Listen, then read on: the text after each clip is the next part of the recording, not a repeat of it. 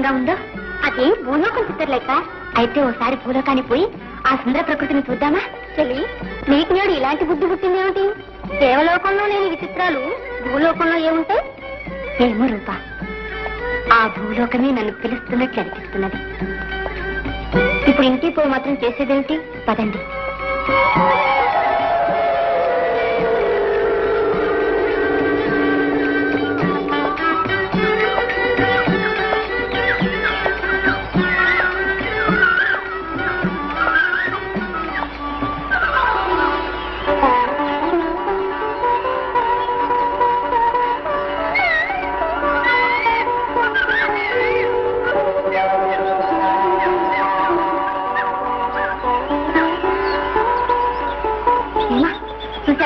ఇక్కడ ప్రకృతి ఎంత మనోహరంగా ఉందో.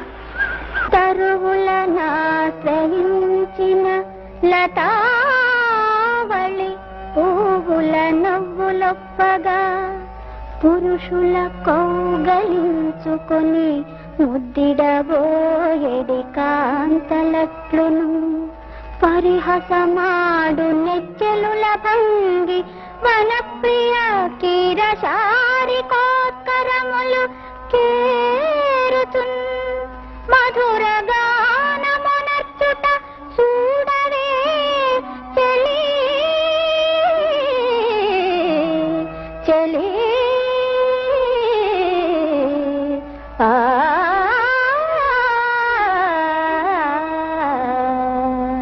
పువ్వులు కోసుకుందామా? కాదు చెల్లి, పువ్వులు తర్వాత కోసుకోవచ్చు. ఈ చల్లని జలాల్లో కొంతసేపు జలక్రీడలు ఆడుకుందాం. జలక్రీడలా? అవును రా. ఆగు చెల్లి, పరమేశ్వరుడు ప్రసాదించిన పవిత్ర రుద్రాక్షమాల భద్రపరచని.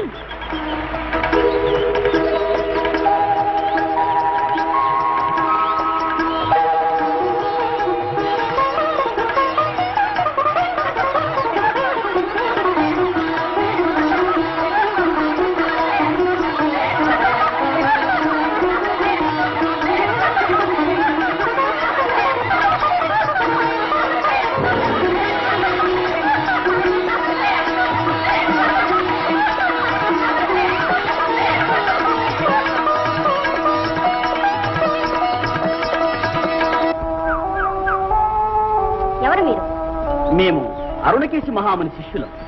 మహాముని శిష్యులయ్యుండి మగువుల జలక్రీడలు ఆడుతుంటే కళ్ళప్పగించి బుద్ధిహీనులా చూస్తారా? సరే, ఈ అపచారానికి మీరు బుద్ధిహీనులైపోండి.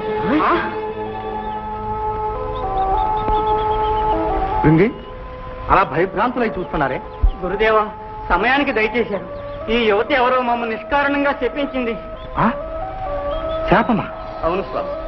ఈ మహారణ్యంలో మగువుల నవ్వులు వినిపిస్తే ఆశ్చర్యంగా చూడ్డానికి వచ్చి ఆమె మమ్మల్ని బుద్ధిహీనులు కమ్మని శపించింది. ఓహో, చిత్రలేఖ, గంధర్వ రాజకన్యనన్న గర్వంతో నీవు చేసిన పని ఇది? అమ్మా, దేవకాంతలు మానవుల కంట పడనేకూడదు. మీరు చేసిన తప్పులకు ఈ ఋషికుమారులకు ఆ శిక్ష. నిరపరాధులు, సత్యసంధులు, స్వార్థరహితులు, చలిచీమకైనా హాని చేయని మహానుభావులు ముక్కు మూసుకొని ఈ అరణ్యములో తపస్సు చేసుకునే వీరిని నిష్కారణముగా శపించాం. ఇప్పుడు నిన్ను నేను శపిస్తాను. స్వామి, స్వామి, స్వామి, నా అపరాధం మన్నించండి. కరుణామయులైన మీరు మా చెల్లిని అనుగ్రహించండి. ఈమెకు త్వరలో వివాహం చేయాలని ఈమె జనకులు చిత్తరథులు సన్నాహమంతా చేస్తున్నారు. సరే చిత్రలేఖ, ఈ తపస్సులకు శాప విమోచనం ఎప్పుడో కూడా నీవే చెప్పు.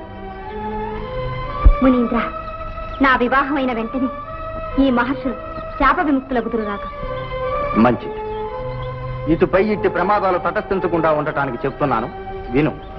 నీవింకెప్పుడైనా మానవలోకం వచ్చి దర్శనం చేత కాని స్పర్శనం చేత కాని మానవ సంపర్కం కలిగించుకున్నావా, తక్షణం నీ దైవత్వం కోల్పోయి మానవ కన్యవు కాగలవు. జాగ్రత్త. నేనింక మానవలోకమే రాను. క్షమించండి స్వామి.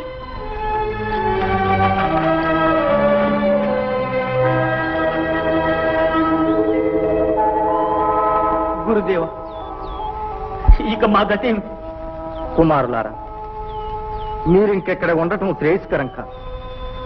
ఇది క్రూర జంతువులతోనూ విష జంతువులతోనూ విష వృక్షములతోనూ నిండి ఉన్న మహారణ్యం. బుద్ధిహీనులైనప్పుడు మీకు ఉపకారం చేసేదేదో అపకారం చేసేదేదో తెలుసుకోలేరు. కనుక ఇలా ఉత్తర దిశగా వెళ్ళండి. విజయదుర్గం అనే పట్టణం ఉంది. అక్కడ రాజగురువు పరమానందయ్య గారనే మహానుభావుడు ఉన్నారు.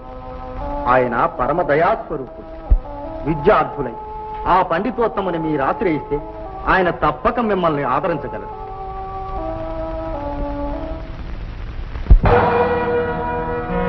విద్యార్థులై వచ్చారా? సరే, సరస్వతీ కటాక్ష సిద్ధిరస్తు, సకల విద్యా ప్రాప్తిరస్తు. ఆనందం, ఓహాయ్, నిన్నే. ఏమిటండి? పాపం, వీళ్ళెవరో విద్యార్థులై వచ్చారు. వీళ్ళకి కావలసిన వసతి సదుపాయాలన్నీ మన ఇంట్లోనే ఏర్పాటు చేయి. నేను మహారాజు గారి మందిరానికి వెళ్ళొస్తాను. లోపలికి వెళ్ళండి నాయన.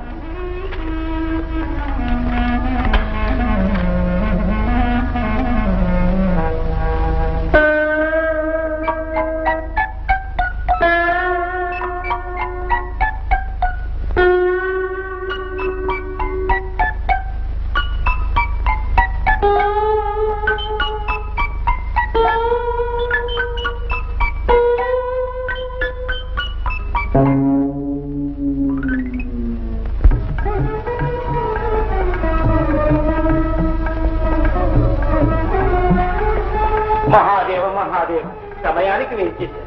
ఏమిటి విశేషం మంత్రి గారు? మహారాజు గారు నిత్యము మధుపానం, ఆట వెలది అధరపానంతో సర్వం మర్చిపోతున్నారు. వారిని మరొక వ్యాసంగానికి పురిగొల్పి సరిదిద్దాలని ప్రయత్నిస్తున్నారు. ఆ ఉద్దేశం మంచిదే మంత్రి గారు.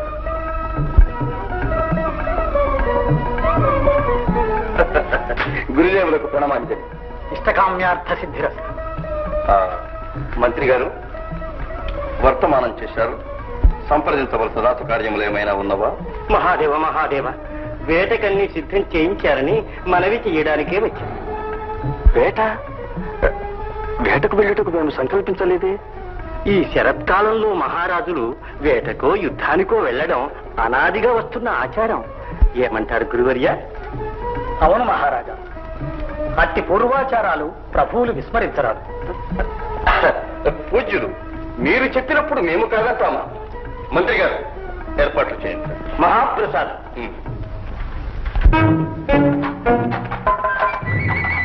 మహారాజా, తమరు ఇక్కడే ఉండండి.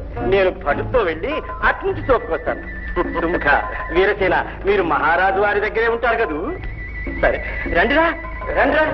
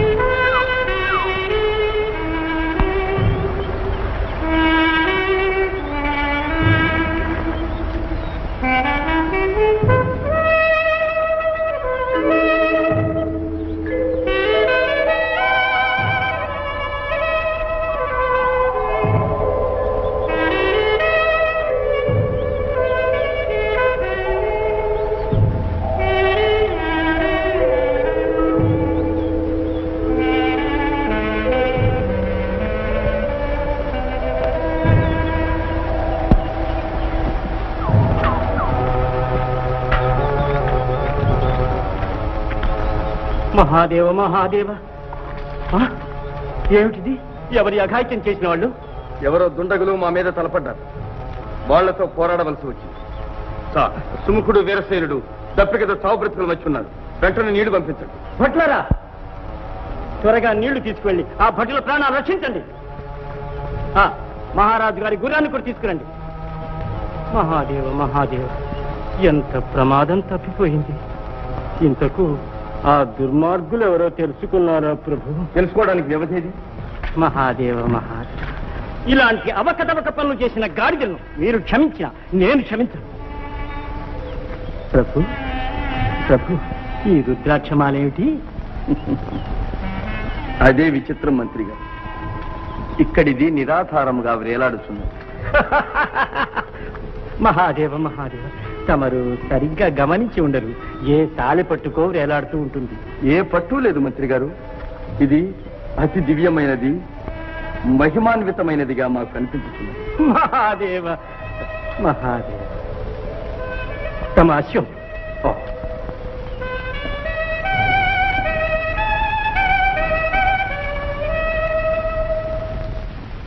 ఎవరు నీవు? నేను ఎవరిని? ఏమో. నీ పేరు? జ్ఞాపకం లేదు. మీరెవరు? నేనా? వారు నందివర్ధన మహారాజు గారు. ఇది వారి రాజమందిరం. మీరు ఇక్కడికి ఎలా రాగలిగారు?